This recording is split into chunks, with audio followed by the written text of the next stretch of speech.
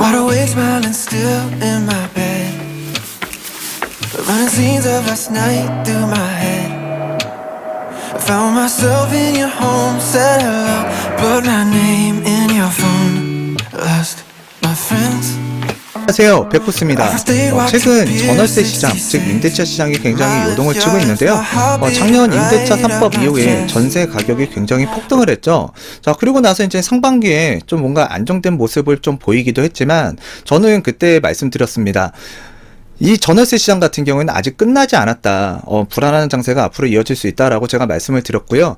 자, 하반기에 지금 서울 강남권 재건축 이주 수요를 중심으로 또는 학군지 이동에 따른 이사 수요를 고려한다 그러면 전세 시장이 다시금 불안해질 수가 있겠는데요. 최근에 언론 뉴스 보도에서도 굉장히 불안한 수치와 이 내용들을 발표를 하고 있는데요. 오늘은 전월세 시장에 대해서 좀 말씀을 드리고자 합니다. 서울의 입주 아파트, 그러니까 신축 아파트겠죠? 전월세 비중이 4년 사이에 3분의 1 수준으로 줄어들었다. 이거 굉장히 크게, 아주 크게 줄어든 거죠.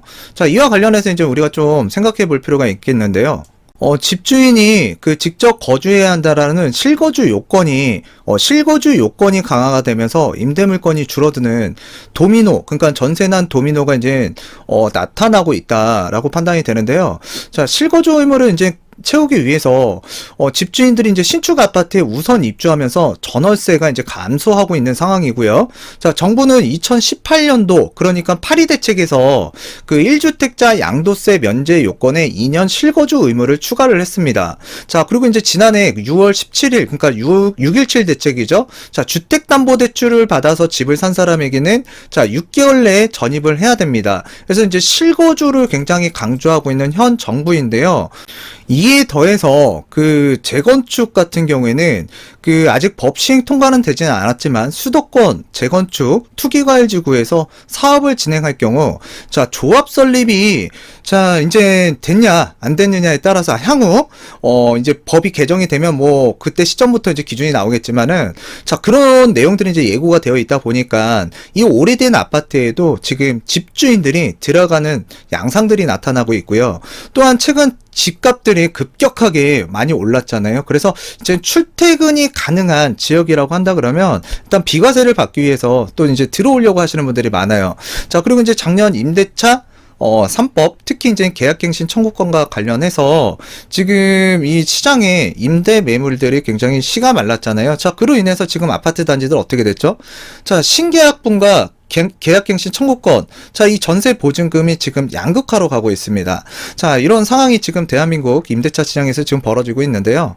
누군가는 이 시장에서 지금 주택이라는 걸 뭐 한 채 갖고 있는데 내가 한 채로 들어간다. 그러면 뭐 1대1이죠.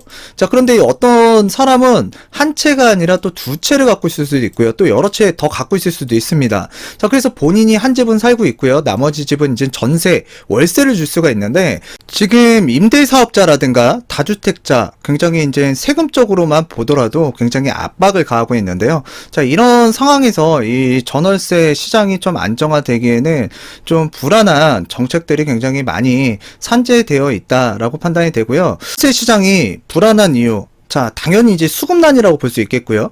지금 이제 계약갱신 청구권을 사용했느냐, 아니면은 지금 신규 계약을 했느냐에 따라서 같은 아파트 단지이지만 가격이 이중화되고 있습니다. 자, 이 불안한 서울 전세 시장이 이제 점차적으로 수도권이라든가 또는 광역시 쪽으로 또 퍼져나갈 수가 있겠는데요. 자, 서울 전세 이중 가격 사례를 보게 되면 송파구의 유명한 헬리오시티 아파트 있죠. 지금 6월 6일 날 지금 14억 5천만 원의 거래가 됐는데요. 또 하나의 같은 아파트 단지 동일평수에서 7억 9,800만 원이 6월 9일 날 계약 체결이 됐습니다. 즉 지금 상당하게 차이가 많이 나죠. 자, 앞에 아파트는 14억 원대, 그리고 뒤에 아파트는 뭐 7억 9,800, 어마어마하게 지금 가격 차이가 많이 벌어지고 있는 상황이고요. 자, 강남구의 또 음마 아파트 굉장히 유명하죠.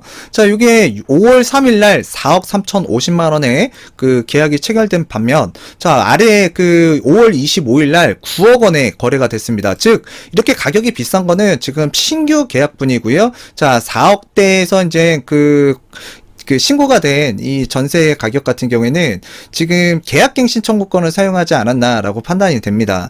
자, 그래서 지금 아파트 단지들이 이 가격 이중화. 자, 그런데 이제 지금 당장 내가 이사를 해야 되거나 또는 뭐 전세를 알아봐야 되는 상황이 아니라 그러면 이게 체감이 잘 안 됐을 수도 있습니다. 그런데 지금 뭔가 전셋집을 알아봐야 되거나 또는 집주인들이 실거주를 하기 위해서 들어오겠다, 집을 좀 비워달라, 이사를 해달라, 자, 이런 또 상황에 놓이신 분들 같은 경우에는 지금 전월세 시장 알아보시면 지금 굉장히 급격하게 상승한 이 전세 보증금 좀 감당하기가 좀 어렵습니다. 또 이제 이 감당하기가 어렵다 보니까 어떻게 되죠? 반전세라고 하죠. 그래서 이 보증금에다가 이제 일부, 자, 이 월세, 이 월세금을 지금 좀 지불하는 형태의 계약들이 지금 많이 늘어나고 있는 상황인데요. 지금 5월, 4월, 5월에 이제 저점을 찍고 서울 전세 수급지수 추이를 보더라도 5월 이후 지금 상승하는 모습이 지금 그려지고 있는데요. 작년 임대차 3법 이후에 매물이 좀 줄어들고, 매물이 줄어든 이유는 전세 시장이 불안하다 보니까 일단 그 내가 살던 집에서 사는 게 저렴하게 살 수 있는 방법이에요. 신계약을 하게 되면 전세 보증금을 또 올려줘야 되는 상황이고, 근데 전세 보증금을 갑자기 자 몇억 원씩이나 수천만 원 갑자기 올려주기는 현실적으로 쉽지만은 않습니다. 자, 그러다 보니까 이제 눌러서 사시는 분들이 많다 보니까 매물이 감소를 많이 한 거죠. 자, 매물은 감소하고 이제 지금 가격이 널뛰기가 되고 있는데, 이에 더불어서 지금 신규 아파트 입주 물량이 지금 서울 같은 경우에도 올해 내년 굉장히 급격하게 줄어드는 상황인데, 종합적으로 말씀드리면 지금 신규 아파트, 그러니까 신규 전세 매물이 계속 줄어들면서 지금 경쟁이 치열해지는 거예요. 경쟁이, 세입자 간의 경쟁이 치열해지는 이 2021년 주택 하반기 전월세 시장이 전개가 될 수 있다. 특히나 이 3기 신도시 사전 청약이 다음 달부터 이제 시행이 되게 되죠. 자, 최근 집값이 너무 올라가다 보니까 뭐 영끌에서 매입하신 분들도 있고요. 또 어느 순간부터는 진짜 영끌을 하더라도 주택 가격이 뛰는 거를 쫓아갈 수 없는 상황. 그리고 이제 굉장히 부담스러운 가격대까지 올라오다 보니까 이걸 포기하시는 분들이 많아요. 자, 그러면 이분들이 어떻게 지금 주택에 거주를 하고 있느냐? 다른 사람의 그 소유권, 그러니까 내가 다른 사람의 명의로 된 집에 전세든 월세든 계약을 체결을 해서 이제 거주를 하는 건데요. 자, 그러니까 무주택주의를 유지를 하는 거죠. 무주택주의를 유지하면서 이제 청약이라는 걸 좀 노려보고, 또 이제 3기 신도시 뭐 사전 청약이든 향후에 이제 그 본 청약을 할 때 그 도전하시려고 하는 분들이 많을 거예요. 자, 이렇게 사람들이 지금 청약과 3기 신도시의 기대감을 많이 품고 있기 때문에 제한된 이 전월세 시장에서 이 경쟁력은 굉장히 치열해질 수밖에 없다. 그래서 이제 전세가는 이 주택 매매가의 굉장히 중요한 요소 중에 하나인데, 이 전세가가 우상향할 수 있다. 우상향한다라는 건 뭐예요? 굉장히 불안해질 수밖에 없다는 얘기예요. 그래서 이런 상황들이 지금 전개가 될 거로 지금 보여지는데요. 지금 서울에 이어서 광역시도 지금 심상치가 않다고 합니다. 그래서 이제 전세 대란이 오나, 서울과 마찬가지로 이제 똑같아요. 전세든 월세든 이렇게 시장에 나올 수 있는 물건이 많기보다는 지금 집주인들이 들어가서 실입주 2년을 채우고, 자, 그리고 나서 이제 세금적인 비과세 혜택을 보기 위해서 들어가려고 하는 사람들이 많다. 그래서 이 임대차법이 이제 작년에 시행이 됐죠. 근데 가장 문제가 되는 거는 이제 2+2예요. 근데 이제 내년에 이제 그 1차적으로 또 계약이 만료되는 분들이 많이 나올 건데, 요때 아마 더 많은 사람들, 그러니까 집주인들이 실거주를 하기 위해서 이 지금 세입자에게 연락이 갈 확률이 굉장히 높아집니다. 확률이 굉장히 높아지고요. 자, 그리고 나서 이제 또 2년, 자, 2년이 지나게 되면은 또 이제 계약갱신 청구권을 사용했다고 하더라도, 자, 이제는 여기에서 거주하시는 분들 어디론가 움직여야 돼요.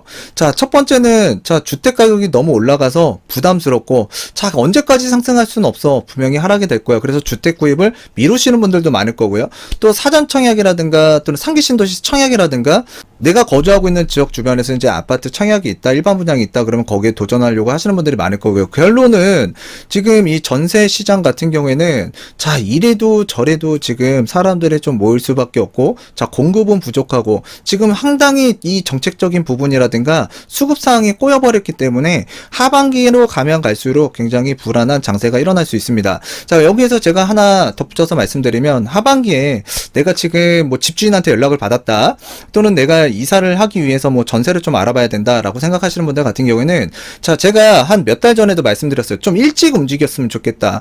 일찍 움직이셔야 여러분들한테 좀 유리한 환경이 조성될 수 있고요. 하반기로 가면 갈수록 좀 불안해지고 좀 불리해지는 상황이 전개가 될 수 있다 라는 점 좀 말씀을 드리도록 하겠고요. 자, 오늘은 한 이쯤에서 마치도록 하겠습니다. 감사합니다.